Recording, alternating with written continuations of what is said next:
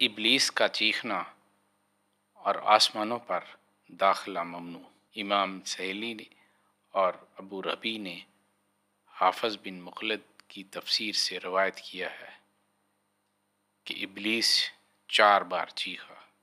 پہلی دفعہ جب اسے ملعون کیا گیا، پھر جب اسے نیچے اتارا گیا، جب نبی کریم صلی اللہ علیہ وسلم کی ولادت باسعادت ہوئی، اور جب سورہ فاتحہ نازل ہوئی۔ ابن ابی حاتم نے حضرت اکرمہ سے روایت کیا کہ جب حضور صلی اللہ علیہ وسلم کی ولادت ہوئی تو ابلیس نے کہا، آج رات وہ ہستی پیدا ہو گئی ہے جو ہمارا معاملہ خراب کر دے گی۔ اس کے لشکر نے اسے کہا، کاش تو اس کے پاس جائے اور اسے ناخن مار دے۔ جب وہ حضور صلی اللہ علیہ وسلم کے قریب ہوا تو اللہ تعالیٰ نے حضرت جبرائیل علیہ السلام کو بھیجا۔ انہوں نے اسے ٹانگ مار کر عدن میں پھینک دیا۔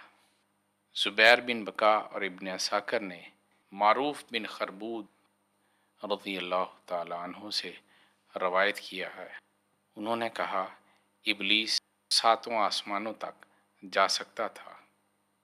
جب حضرت عیسیٰ پیدا ہوئے تو اسے 3 آسمانوں سے روک دیا گیا۔ وہ 4 تک جا سکتا تھا۔ جب حضور صلی اللہ علیہ وسلم پیدا ہوئے تو اسے سارے آسمانوں سے روک دیا گیا۔ الخرائطی اور ابن عساکر نے حضرت عروہ بن زبیر سے روایت کیا ہے کہ قریش کے چند افراد، جن میں ورقہ بن نوفل، زید بن عمر، عبداللہ بن حجش اور عثمان بن حویرث تھے، وہ ایک بت کے پاس جمع ہوئے۔ وہ ایک دن اس کے پاس گئے، اسے دیکھا کہ وہ منہ کے بل گرا ہوا تھا۔ انہوں نے اسے عجیب سمجھا، اسے پکڑا اور اسے پہلی حالت پر رکھ دیا۔ وہ جلد ہی نیچے گر پڑا، پھر تیسری بار نیچے گرا۔ عثمان نے کہا، یہ کسی اہم امر کی وجہ سے نیچے گر رہا ہے۔ اس رات کو حضور صلی اللہ علیہ وسلم دنیا میں تشریف فرما ہوئے تھے۔ خرائطی نے حضرت اسماء بنت ابی بکر رضی اللہ عنہا سے روایت کیا ہے کہ بتایا جاتا ہے کہ زید بن عمر اور ورقہ بن نوفل نجاشی کے پاس گئے۔ اس وقت ابرہہ مکہ مکرمہ میں ہلاک ہو چکا تھا۔ انہوں نے کہا، جب ہم اس کے پاس گئے تو اس نے کہا، اے قریشیو، مجھے سچ بتانا، تم میں ایسا بچہ پیدا ہوا ہے جس کے والد گرامی کو ذبح کرنے کا ارادہ کیا گیا۔ جب ان کے لیے قرآن اندازی کی گئی تو وہ بچ گئے اور ان کی طرف سے بہت سے اونٹ ذبح کیے گئے۔ ہم نے کہا، ہاں۔ اس نے پوچھا، کیا تمہیں علم ہے انہوں نے کیا کیا؟ ہم نے کہا، انہوں نے ایک عورت سے شادی کی جسے آمنہ کہا جاتا ہے۔ انہوں نے انہیں حالت حمل میں چھوڑا اور عازم سفر ہو گئے۔ نجاشی، کیا تمہیں علم ہے ان کے ہاں بچہ پیدا ہوا ہے یا نہیں؟ ورقہ نے کہا، بادشاہ سلامت، میں تمہیں بتاتا ہوں، میں اپنے ایک بت کے قریب ہوا، میں نے اس کے پیٹ سے کسی حاطب کو سنا، وہ کہہ رہا تھا، نبی کریم صلی اللہ علیہ وسلم پیدا ہوئے، بادشاہ ذلیل ہو گئے، گمراہی دور چلی گئی اور شرک پیٹ کر دور ہو گیا۔ پھر وہ بت اپنے منہ کے بل گرا۔ زید بن عمر نے کہا، اے بادشاہ، مجھے اس کے بارے میں علم ہے۔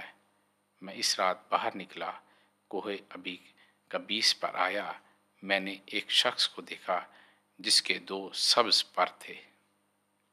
وہ کوہ ابی قبیس پر کھڑا تھا۔ پھر اس نے مکہ مکرمہ کی طرف دیکھا۔ اس نے کہا، شیطان ذلیل ہو گیا، بت باطل ہو گئے، الامین پیدا ہو گئے۔ پھر اس نے اپنا کپڑا پھیلایا، اس نے اسے مشرق و مغرب تک پھیلا دیا۔ میں نے دیکھا اس کے نیچے ہر چیز روشن ہو گئی۔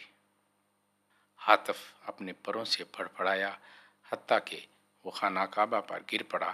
اس کا نور قریب تھا میری بینائی اچک لیتا، اس سے سارا تہامہ روشن ہو گیا۔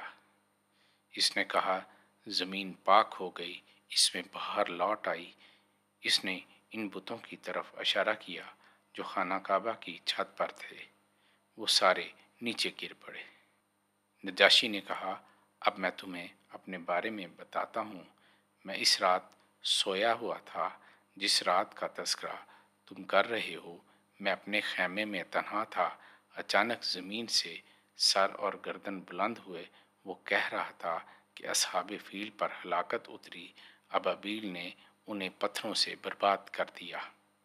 ظالم اور مجرم ہلاک ہو گئے۔ نبی مکی حرمی صلی اللہ علیہ وسلم پیدا ہو گئے ہیں۔ جس نے ان کی صدا پر لبیک کہا وہ کامیاب ہو گیا، جس نے انکار کیا وہ سرکشی کر گیا۔ پھر وہ زمین میں داخل ہو گیا اور غائب ہو گیا۔ میں چیخنے لگا، میں گفتگو بھی نہیں کر سکتا تھا۔ میں نے کھڑے ہونے کا ارادہ کیا مگر میں کھڑا نہ ہو سکا۔ میرے اہل خانہ میرے پاس آئے۔ میں نے انہیں کہا اہل حبشہ کو مجھ سے دور لے جاؤ۔ انہیں دور لے گئے تو رب تعالیٰ نے میری زبان اور ٹانگیں کھول دی۔